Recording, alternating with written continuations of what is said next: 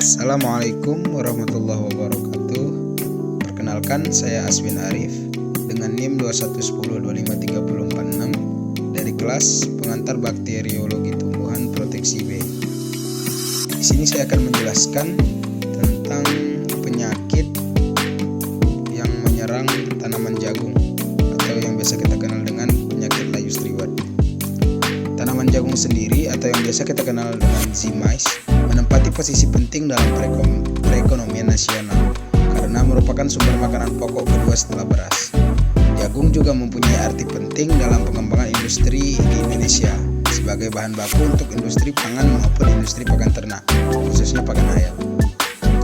Kebutuhan jagung sendiri terus meningkat seiring meningkatnya jumlah penduduk. Nah, dalam budidayanya banyak kendala yang dialami akibat dari serangan penyakit tersebut. Kendala tersebut terjadi karena kurangnya penggunaan benih bermutu sehingga mengakibatkan produktivitas rendah. Akibat dari rendahnya produktivitas jagung tersebut, pemerintah berinisiatif melakukan impor untuk memenuhi kebutuhan dari masyarakat. Namun, importasi benih jagung ternyata berpotensi membawa penyakit tanaman yang terbawa melalui benih atau seedborne pathogen. Salah satu penyakit penting pada jagung yaitu layu striwat yang disebabkan oleh bakteri Panthoia stewartii subspesies stewartii yang dapat mengakibatkan kehilangan hasil pada tanaman budidaya jagung. Bakteri Panthoia stewartii subspesies stewartii merupakan patogen penyebab penyakit layu striwat pada jagung yang tergolong berbahaya yang dilaporkan di luar negeri pada varietas jagung rentan dapat menyebabkan kehilangan hasil antara 40-100%.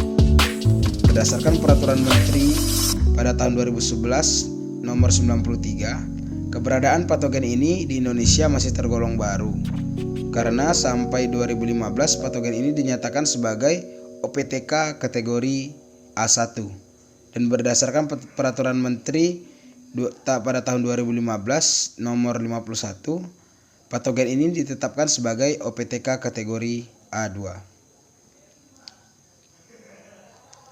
Di Indonesia, terkhusus di Sumatera Barat, sudah banyak ditemukan kerusakan tanaman budidaya jagung akibat dari serangan bakteri Panthoia stewartii subspesies stewartii, di mana gejala yang ditemui berupa klorosis pada permukaan daun, serta layu dan kerdil pada fase vegetatif. Sedangkan pada tanaman dewasa didapati bercak hijau kekuningan memanjang di sepanjang permukaan daun yang disertai dengan nekrosis atau matinya jaringan.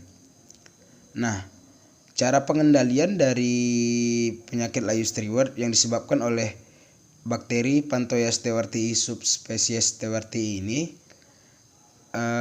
dapat dikendalikan dengan manajemen praktis untuk mengurangi risiko penyakit. Misalnya, meminimalkan infeksi awal, penggunaan insektisida, perlakuan benih, dan mencari gen ketahanan atau varietas tahan.